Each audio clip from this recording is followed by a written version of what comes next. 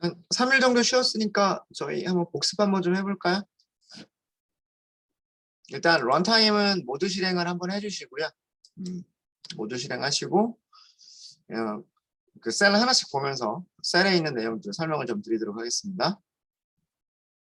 리그레션이라는 파일입니다. 지난주 제일 마지막에 썼던.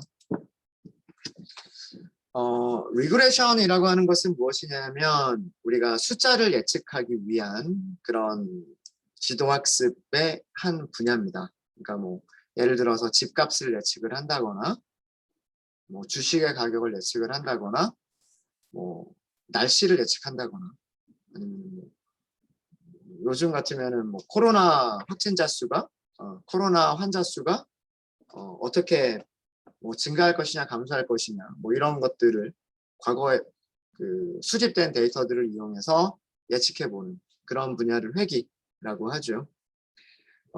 회귀와 상대적인 게 분류라고 하는 지도학습 분야도 있습니다. 분류는 클래스들을 분류를 하는 거죠. 뭐 암이다, 암이 아니다 라거나 뭐 스팸 메일이다, 스팸 메일이 아니다 라거나 뭐 붓꽃의 품종을 분류를 하겠다거나 이런 것들은 분류 문제입니다. 저희가 지난주에 했었던 거는 회귀 문제 가장 둘 다 했었죠. 둘 다 했었는데 회귀 문제를 했었고요.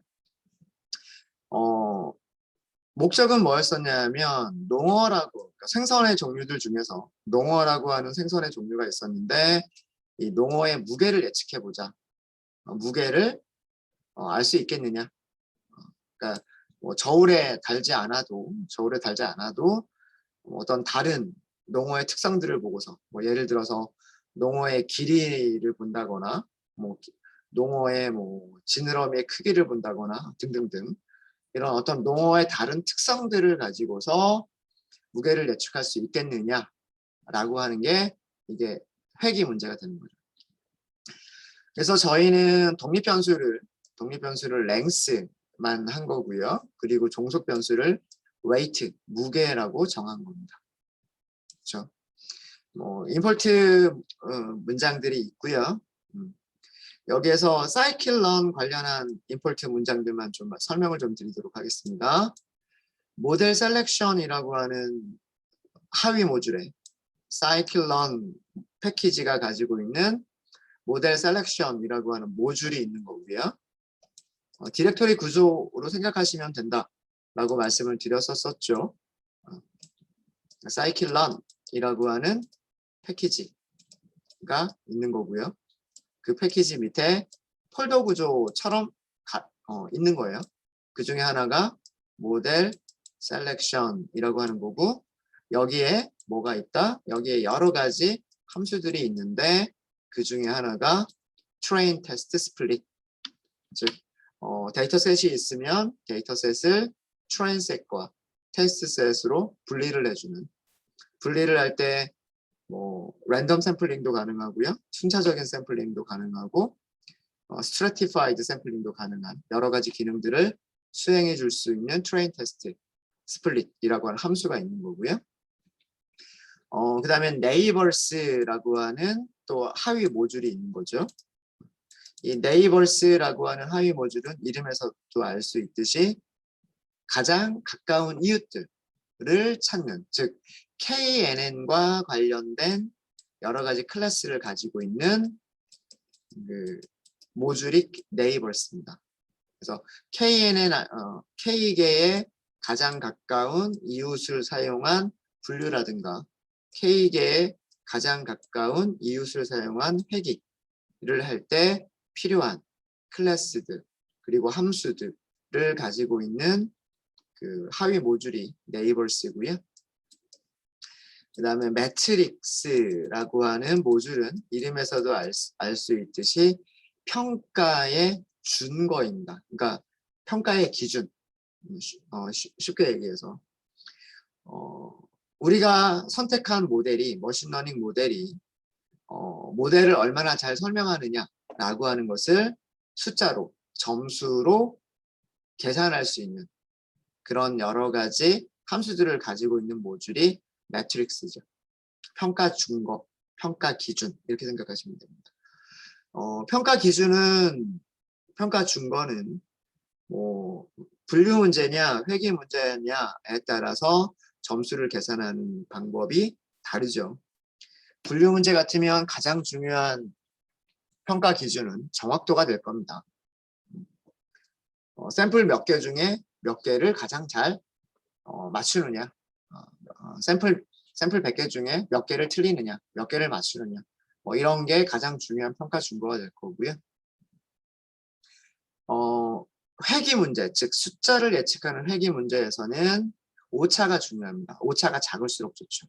그래서 오차와 관련된 것들이 mean absolute error. mean absolute error는 에러들의 절대값의 평균을 계산을 한 거고요.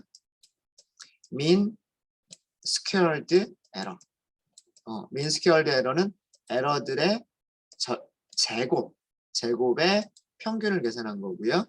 에러들의 제곱을 평균하기 때문에 단위가 굉장히 커져 버리죠. 숫자가 굉장히 커져 버립니다. 그래서 그런 단점을 해결하기 위해서 RMSE라고 하는 거를 주로 보통 많이 사용하고요. RMSE는 함수가 따로 있지는 않습니다. MSE를 계산을 하고 MSE를 계산된 MSE의 스퀘어 루트를 씌워주면 되는 겁니다. 그리고 또 하나의 평가 준거 하나가 뭐냐면 R제곱 스코어, 결정 개수라고 부르는 R제곱 스코어가 있습니다.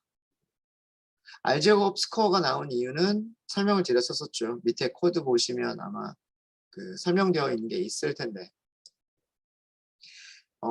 에러와 관련된 것들은 mean absolute error나 mean squared error, RMSE 같은 것들은 그 점수가 작을수록 좋은 모델이 돼요.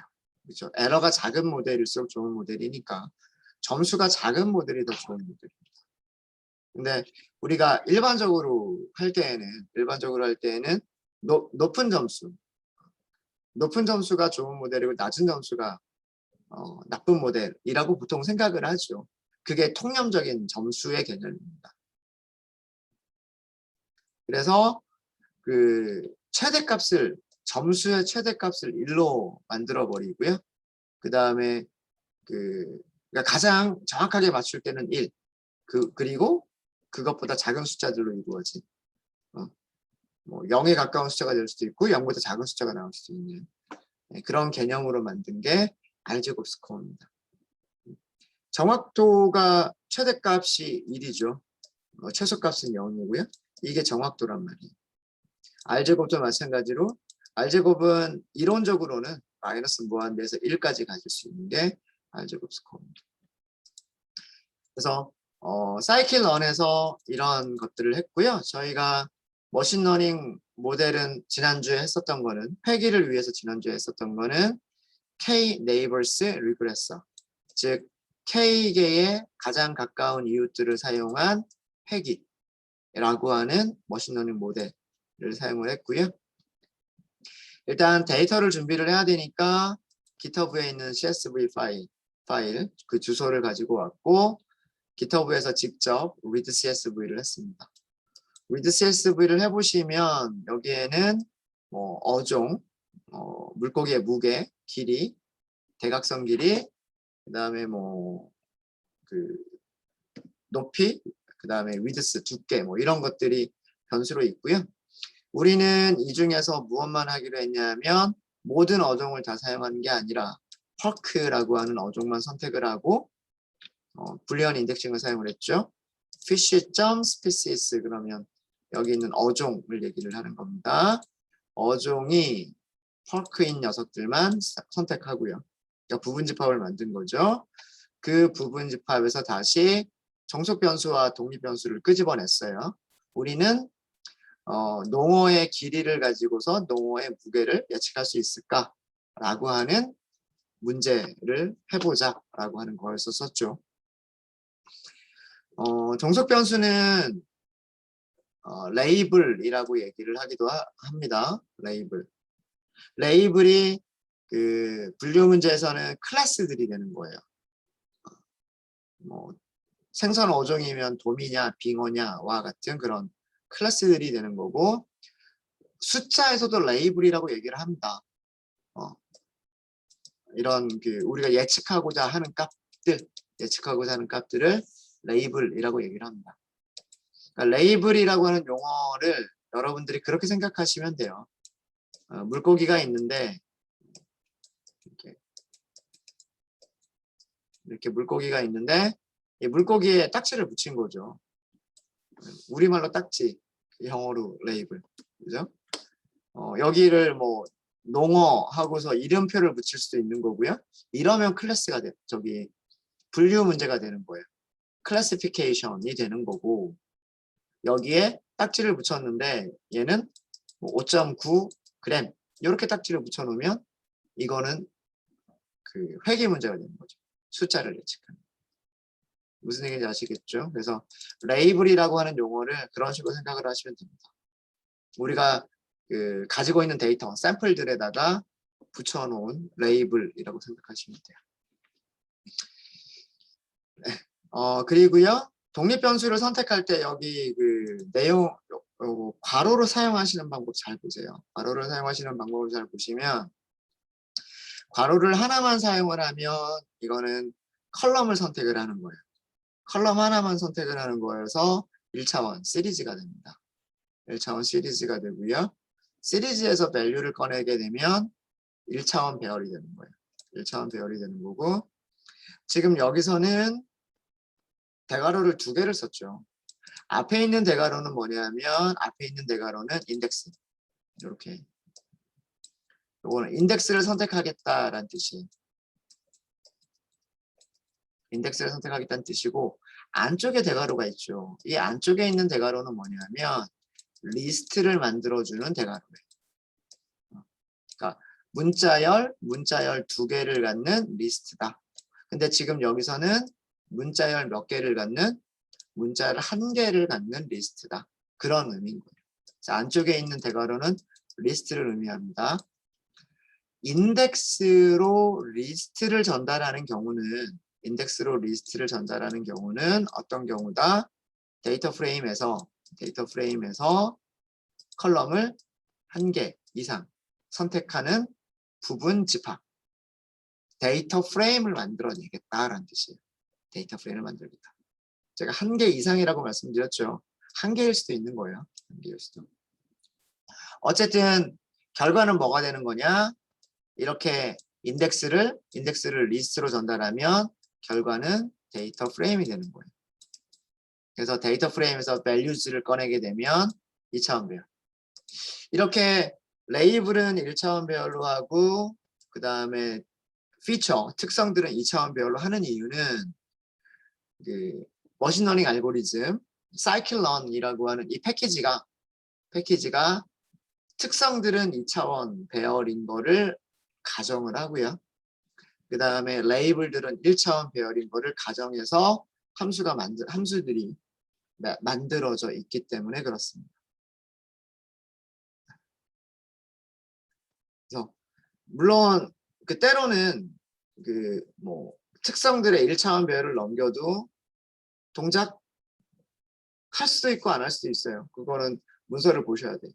저도 가끔씩 헷갈려서 안 되는 경우들이 있을 거예요. 그러면 2차원 배열로 만들어 주셔야 돼요. 반드시.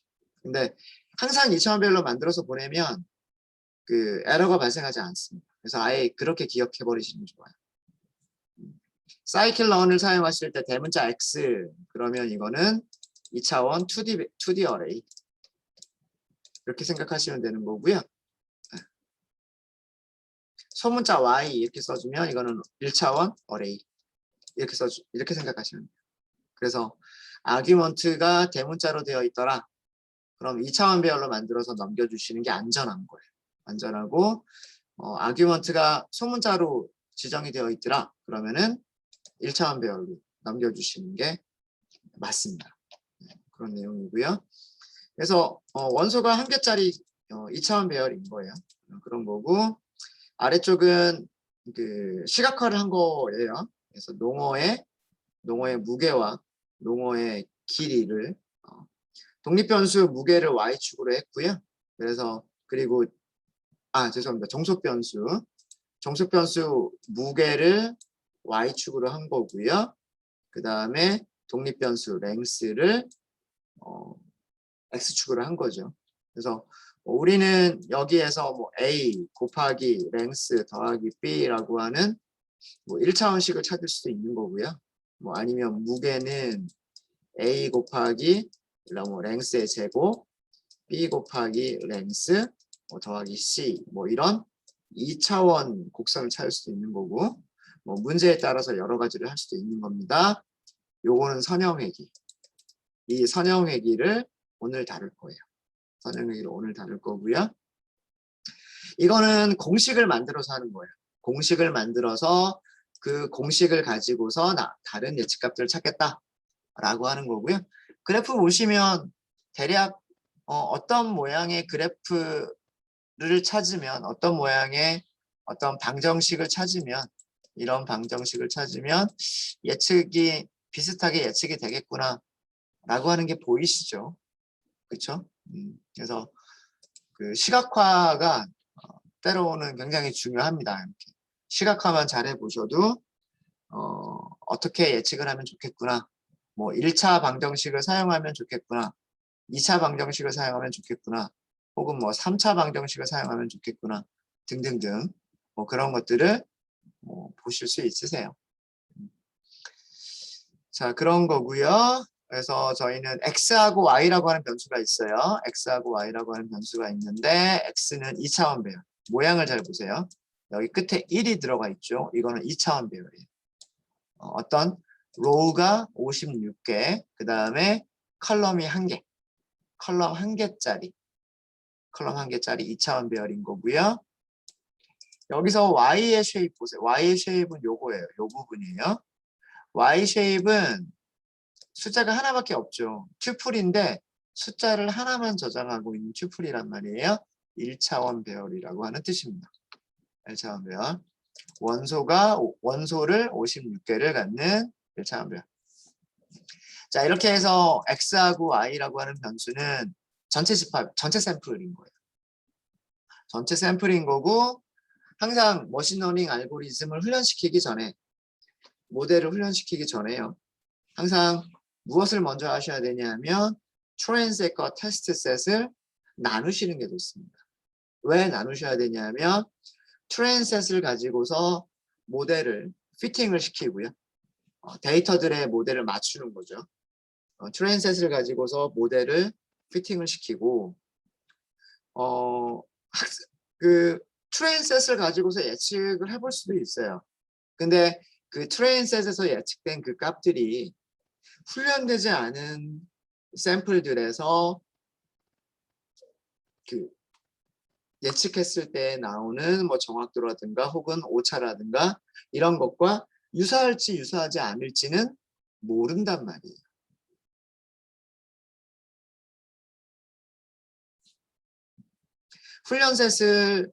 훈련셋으로 모델을 학습을 시켜놓고 훈련셋으로 시험을 보면 모델 입장에서는 내가 알고 있는 데이터들이기 때문에 잘 맞추는 게 일반적인 경향이겠죠. 그렇죠? 그래서 그 모델이 잘 맞춘다고 해서 훈련되지 않은 다른 셋이 들어왔을 때에도 잘 맞출 것이냐? 그거는 장담할 수 없다라는 얘기예요. 그래서 일반화 성능이 얼마나 될까라고 하는 거를 예측해 보기 위해서 훈련되지 않은 데이터들이 들어왔을 때 어느 정도의 정확도가 나올 것이냐, 얼마나 비슷하게 숫자를 예측할 것이냐라고 하는 일반화 성능, 그 일반화 성능을 추론해 보기 위해서, 일반화 성능을 추측해 보기 위해서 테스트셋을 사용을 하는 거예요. 그래서 트레인셋은 모델을 피팅시키는 용도로 사용을 하는 거고요. 모델을 학습시키는, 훈련시키는 용도로 사용을 하는 거고, 훈련셋에서도 물론 정확도가 얼마일지, 숫자를 얼마나 근사하게 예측을 하는지를 봐야 되겠지만, 일반화 성능이 어떻게 될지도 우리는 예측을 해봐야 된단 말이에요. 그래서 트레인과 테스트를 나누는 겁니다. 사용하시는 방법은 트레인, 테스트, 스플릿 하시고서 피처 그리고 타겟 이렇게 주시면 되고요. 피처를 트레인과 타겟으로 나눠주고요. 타겟도 트레인과 테스트로 나눠줍니다. 네. X 피처를 트레인과 테스트, 그 다음에 타겟을 트레인과 테스트로 나눠주고요. 사용하실 때 테스트 셋은 몇 %를 사용할 거냐? 뭐 이런 걸 하시면 되고, 그 다음에 뭐 이거는 랜덤 넘버를 만들 때 시드는 어떻게 할 거냐? 뭐 이런 거를 주는 거죠. 랜덤 시드는 그렇게 중요한 건 아닙니다. 중요한 건 아니고요. 여기서 쉐입들을 확인해 보는 이유는 뭐냐면 트레인셋과 테스트셋의 개수 비율이 75% 25%가 맞는지, 그 다음에 특성의 개수는 제대로 들어갔는지, 그 다음에 여기 트레인셋의 개수와 트레인 레이블의 개수, 테스트셋의 개수와 테스트 레이블의 개수가 맞는지, 이런 것들을 확인을 해보시는 거예요. 이런 것들 확인을 해보시고, 그 다음에 트레인셋과 테스트셋만 따로 저희가 시각화를 해봤습니다. 그래서 파란색 부분이 트레인셋이고요. 빨간색은 테스트셋. 그래서 트레인셋과 테스트셋이 비슷하게 유지가 되고 있지 않나, 뭐 그런 뜻이 있고요. 네, KNN 리그레서 훈련시키고, 그다음 모델을 만들고 훈련시키고 예측하고 점수를 계산하는 방법은 어렵지 않습니다. 어떻게 해요? 모델 이름으로 클래스 이름이 만들어져 있어요. 그러니까 알고리즘 이름과 그 다음에 분류냐 획이냐를 가지고서 클래스 이름이 만들어져 있고요. 그 클래스로 객체를 생성하시면 돼요. 객체 생성하시고 생성된 객체를 피팅을 시키면 됩니다. 즉 모델을 훈련시키면 돼요.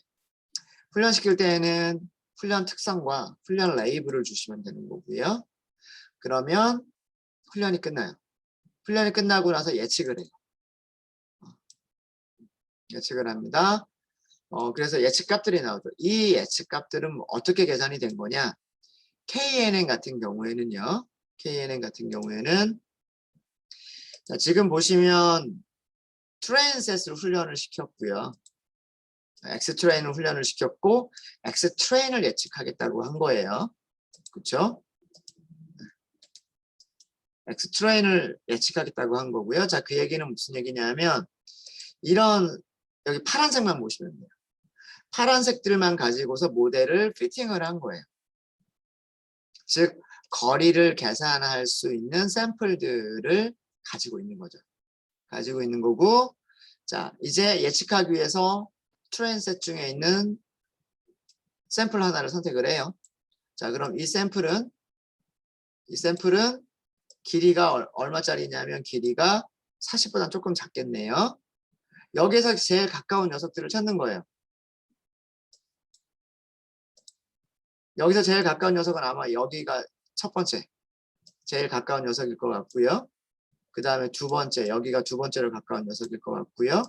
그 다음에 여기가 세 번째 여기가 그 다음 가까운 녀석일 것 같아요. 아 이쪽도 봐야 되겠군요. 이쪽에도 있군요. 이쪽에도. 그러니까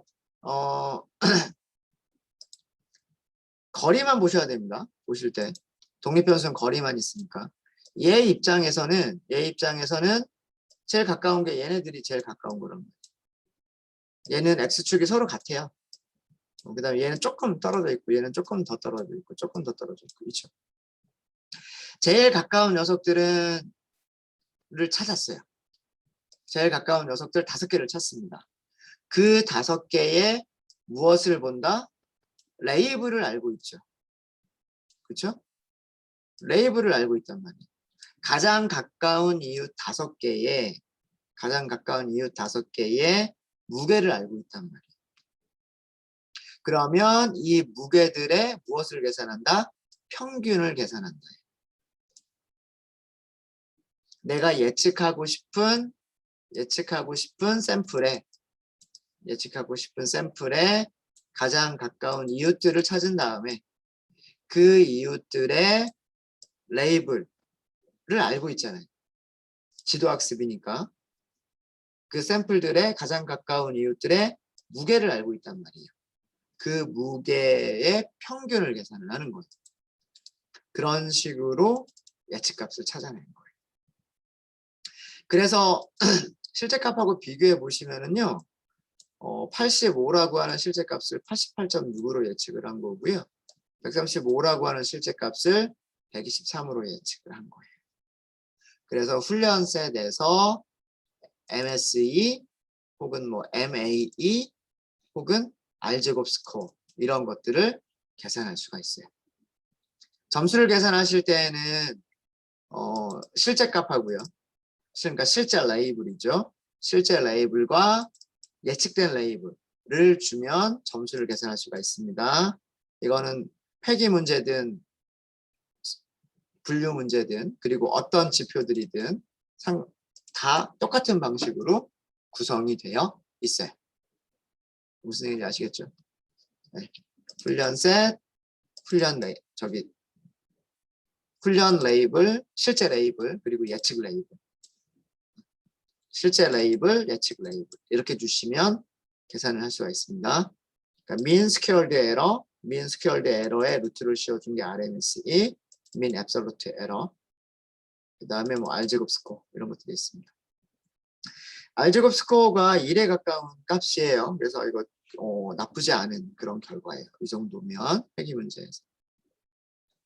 계산하는 방법들은 여기서 정리를 해드렸고요. 자, KNN이 어떤 식으로 예측을 하는 건지 아시겠죠? 그럼 다른 테스트 셋이 들어왔을 때도 마찬가지예요. 테스트 셋이 들어왔을 때도 그 테스트 셋에서 가장 가까운 이웃들을 찾는 거예요. 가장 가까운 이웃들을 찾아서 그 이웃들이 가지고 있는 무게들이 있을 거잖아요. 그 무게에 무엇을 계산한다? 평균을 계산한다. 네. 네, 무슨 얘기인지 아시겠죠? 네, 그래서 뭐 이런 것들을 계산할 수가 있고요. 평가 지표들에 대해서 잠깐 설명을 좀 드리면 지난주에 했었던 거 잠깐 좀만 보면은요. 여기 기호를 잘 보세요. Y라고 쓴 거는 실제값, 실제 레이블을 의미를 하고요. Y 위에다가 hat을 붙인 거 있죠. 요거를 hat이라고 얘기합니다. hat. 모자처럼 생겼잖아요. 요거는 예측값. 자, 그 다음에 요렇게 이거를 바라고 얘기합니다. 바를 붙인 것을 평균값. 그 다음에 샘플의 개수, 즉 그러니까 로우의 개수를 얘기를 하는 거예요. 트레인셋의 로우의 개수, 테스트셋의 로우의 개수. 샘플 개수를 n이라고 했습니다. mean absolute error는 말 그대로 에러들의 절대값을 먼저 계산을 해요. 자, 에러라고 하는 거는 실제값에서 예측값을 뺀 게 에러란 말이에요. 실제값에서 예측값을 뺀 게 에러고요. 그 에러에 이렇게 절대값을 씌워요. absolute. 그 절대값들의 평균을 계산을 하는 거예요. 왜 평균을 계산하냐 하면 실제로 그 샘플이 여러 개가 있을 거잖아요. 뭐 예를 들어서 훈련셋 같으면 샘플이 뭐 42개, 그럼 예측값도 42개 이렇게 나올 거잖아요. 오차가 몇 개가 나오냐면 오차가 42개가 나올 거란 말이에요. 그렇죠? 그 42개를 다 더하고 나누고, 즉 42개 에러의 평균을 계산하겠다 라고 하는 게 MAE의 개념이에요. MAE의 개념이고요. MAE를 사용하든 MSE를 사용하든 상관은 없어요. 문제에 따라서 조금 다르긴 하지만 주로 거의 대부분은 보통은 MSE를 먼저 사용합니다. 즉 RMSE를 먼저 사용을 해요. RMSE를 사용하고요. 특정 몇 개의 문제들에서만 MAE를 사용을 합니다. 그래서 MAE를 사용하는 경우는 그렇게 많지는 않아요. 어떤 거를 사용해도 상관은 없지만 네. 보통은 MSE 혹은 RMSE를 보통 더 많이 사용을 하고요. MSE는 의미하는 게 뭐냐면 오차를 계산을 하고요. 그 오차들의 제곱을 계산을 합니다. 그리고 그 오차들의 제곱의 평균을 계산을 하는 거고요. 이렇게 제곱을 해버리기 때문에 단위가 커지죠. 단위가 커져서 거기에다 이렇게 루트를 씌워준 게 RMS입니다. RMS이고 R제곱 스코어에 대해서는 개념을 다시 한번 좀 설명을 좀 드리면은요. R제곱 스코어는 1에서 어떤 양수를 빼주는 겁니다. 1에서 어떤 양수를 빼주는 거고요. 그래서 최대값이 1이 되도록 만든 평가지표예요. 오른쪽 제가 네모로 한번 보세요. 분자도 전부 제곱이죠. 분모도 전부 제곱이죠. 분모와 분자가 전부 제곱들의 합이란 말이에요. 그러니까 양수가 될 수밖에 없죠. 음수가 나오는 일이 없어요. 1에서 어떤 양수를 빼주기 때문에 최대값은 1이고 1보다 작은 숫자들이 나와요. 그렇게 만든 게 R제곱 스코어. R제곱 스코어고요. 분자가 의미하는 거는 뭐냐면 분자가 의미하는 거는 자 보세요. 실제값에서 무엇을 뺐어요? 예측값을 뺐죠? 실제값에서 예측값을 뺐으니까 이거 뭐냐면 오차예요. 분자가 의미하는 거는 오차들이 얼마나 넓게 퍼져 있느냐, 오차들이 좁게 퍼져 있느냐, 오차들이 넓게 퍼져 있느냐 이걸 얘기하는 거예요. 만약에 오차가 적다 그러면 분자가 거의 어떻게 될까요? 분자가 거의 0에 가까운 숫자가 되겠죠. 그렇죠? 정확하게 예측해버려요. 모든 값들이 다 실제값과 동일하게 예측해버리면 실제값과 예측값이 같아지는 거잖아요. 같아지게 되면 분자가 0이 되니까 1 빼기 0이 되는 거랑 마찬가지죠. 그렇죠? 실제값과 예측값이 1 빼기 0이 되는 거잖아요. 그러면은 R제곱 스코어는 1이 되는 거랍니다. 이해되시죠? 분모가 의미하는 거는 뭐냐면 실제값이 평균과 얼마나 떨어져 있느냐. 이거는 무엇을 의미해요? 이건. 평균이라고 하는 것은 값이 하나예요. 그죠? 그렇죠? 어떤 값은 평균과 굉장히 가까울 거고요. 어떤 값은 평균의 왼쪽에 있을 수도 있고 어떤 값은 평균의 오른쪽에 있을 수도 있어요. 그러니까 데이터들이 어떤 분포를 갖느냐. 뭐 예를 들어서 오른쪽에 많은 뭐 이런 분포를 갖느냐, 왼쪽에 많은 혹은 오른쪽에 많은 분포를 갖느냐, 아니면 뭐 좌우 대칭이냐, 뭐 이런 여러 가지 그런 데이터들의 분포를 보는 게 바로 분모예요. 평균에서 얼마나 떨어져 있느냐를 보고 있는 거예요. 그래서 이런 식으로 만들어진 그 평가 지표가 R제곱 스코어라고 하는 거고요. 밑에서 설명을 드렸지만 오차가 매우 작으면 0에 가까운 값이 되는 거고요.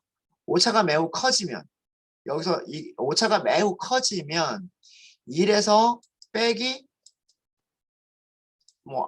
알파, 이 알파가 계속해서 커지는 거란 말이에요. 오차가 커진다는 얘기는. 그렇죠? 그럼 어떻게 돼요?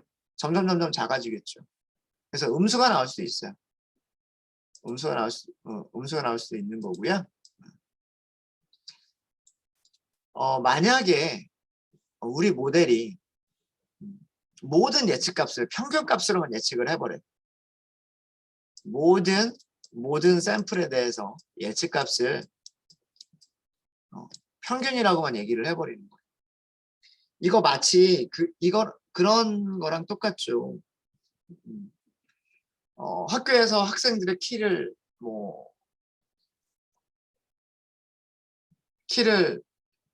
쟀어요. 그죠? 네, 그래서 키를 측정을 했는데 어떤 학생은 키가 작은 학생도 있을 거고 어떤 학생은 키가 굉장히 큰 학생도 있을 거란 말이에요.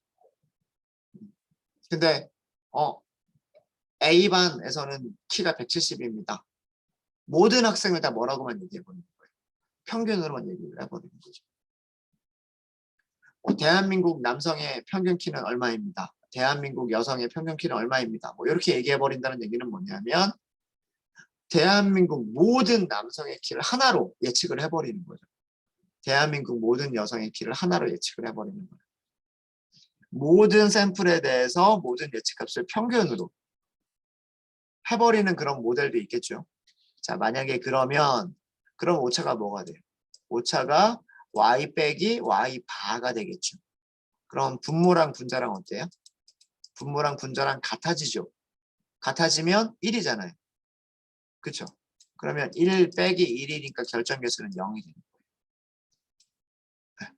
그래서 결정계수라고 하는 거는 어떻게 만든 거냐면 모델이 정확하게 예측하면 정확하게 예측할수록 1에 가까운 값이 되도록 만든 거고요. 모델이 그냥 평균 정도로만 예측하는 경우에 0이 되게끔. 평균보다도 더 못 맞추는 경우에는 음수가 되도록. 이렇게 만든 그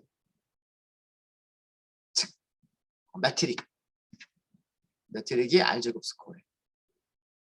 다시 한번 설명드립니다. 정확하게 예측하면 정확하게 예측할수록 결정계수는 1에 가깝도록 만들고요. 모델이 타겟의 평균 정도로만 예측하는 모든 값을 그냥 평균이다 라고만 얘기해버리는 그런 모델이면 결정계수는 0. 평균보다도 더 못 맞추면 그러면 음수가 되도록 만든 그런 식으로 개발한 그 매트릭이 알제곱 스코어예요. 알제곱 스코어고 테스트 셋에서도 알제곱 스코어를 만들 수가 있었죠. 마찬가지로 테스트 셋 예측하고요. 테스트 셋의 예측값과 테스트 셋의 실제값 주고서 이렇게 알제곱 스코어 계산할 수 있습니다. 계산할 수 있고. 그리고 K값 변화에 따른 R제곱 시각화 한번 해보세요라고 했었던 거 아마 했었을 거예요. 그죠? 여기까지 지난주에 한 거 한번 정리를 한번 해봤습니다.